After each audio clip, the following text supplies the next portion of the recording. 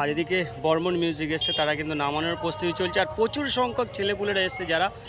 এই হচ্ছে ওদের মেন গেট, ভগবান শ্রীকৃষ্ণের জন্মাষ্টমী উৎসব পরিচালনায় বাগনান আশ্রম। আর প্যান্ডেলে গায়ে প্রচুর যে নারায়ণের অবতার রয়েছে সেগুলো, যেমন পরশুরাম রয়েছে।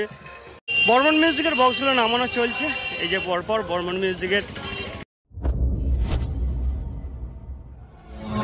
নমস্কার বন্ধুরা, আরও একটা নতুন ব্লগে তোমাদের সকলকে স্বাগত জানাই। এই মুহূর্তে আমি চলে এসেছি বাগনানে।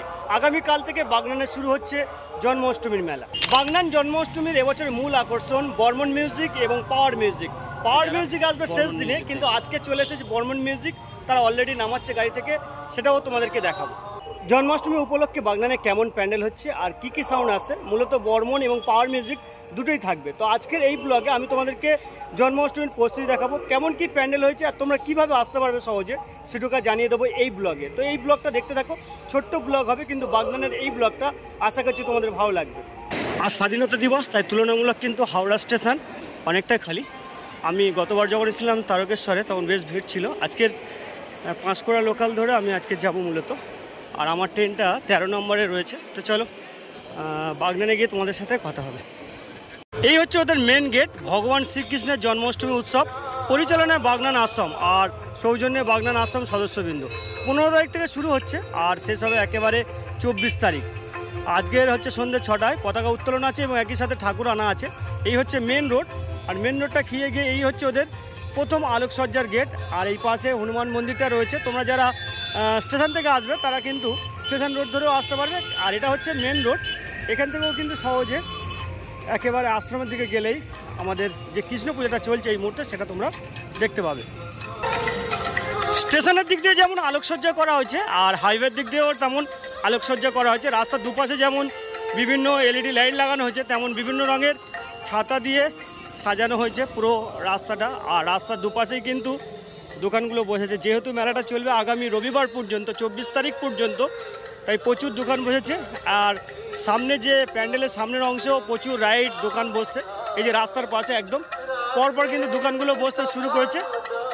আজকে যেহেতু প্রথম দিন তাই কিন্তু দোকানগুলো এখনও পর্যন্ত সেইভাবে রেডি হয়ে ওঠেনি। আর আমি একদম পৌঁছে যাচ্ছি ঠিক একেবারে যে মেন যে মণ্ডপ রয়েছে, মণ্ডপের কাছেই। ওই যে দূরে মণ্ডপটা দেখা যাচ্ছে। তো চলো মণ্ডপের কাছে যাই আর তোমাদেরকে দেখাই। তো এই হলো বাগনান 2025 সালের কৃষ্ণ পূজার মূল প্যান্ডেল। প্যান্ডেলে গায়ে প্রচুর যে নারায়ণের অবতার রয়েছে সেগুলো, যেমন পরশুরাম রয়েছে, নরসিংহ রয়েছে, বরাহ অবতার রয়েছে। আর একদম ওপরে কিন্তু শ্রীকৃষ্ণ বাঁশিরত অবস্থা রয়েছে। অন্যান্য বছরের তুলনায় এবছর প্যান্ডেলটা বেশ ইউনিক করেছে ওরা। একেবারে মন্দির আর বড় রাজপ্রসাদের মিলনক্ষেত্র বলতে পারো। এখন ঠাকুর এসে পৌঁছায়নি। আর এই যে ফ্লাইওভারটা শেষ হচ্ছে, আর ঠিক তার একদম শেষেতে এই হচ্ছে ওদের মূল যে প্যান্ডেল সেটি। আচ্ছা, মণ্ডপের একেবারে ভিতরের অংশটা দেখাই। প্রচুর সাদা যে আমাদের আর্টিফিশিয়াল ফুল রয়েছে সেই ফুল দিয়ে পুরো ভিতরটাকে সাজানো রয়েছে। দুদিকেই কৃষ্ণ রয়েছে, ওদিকে কৃষ্ণ রয়েছেন গাছের উপর বসে, আর এদিকে শ্রীকৃষ্ণ রাধা একসাথে রয়েছে।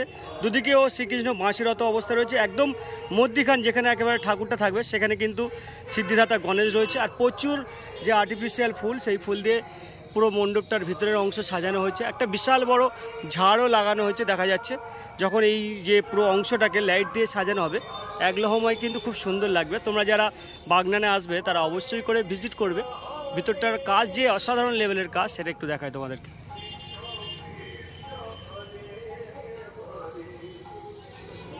এই হচ্ছে ওদের মূল স্টেজ, ভগবান শ্রীকৃষ্ণের জন্মাষ্টমী উৎসব ও মেলা। আর ঠিক তার পাশেই রাস্তার ওদিকটাতেই এই যে মূল মন্দিরটা আর মণ্ডপটা। আর এদিকে বর্মন মিউজিক এসছে, তারা কিন্তু নামানোর প্রস্তুতি চলছে। আর প্রচুর সংখ্যক ছেলেপুলেরা এসছে যারা বর্মন মিউজিক দেখবে। বর্মন মিউজিকের বক্সগুলো নামানো চলছে। এই যে পরপর বর্মন মিউজিকের এগুলো তোমাদেরকে দেখায়। বিশাল বড় বড় বক্স কিন্তু।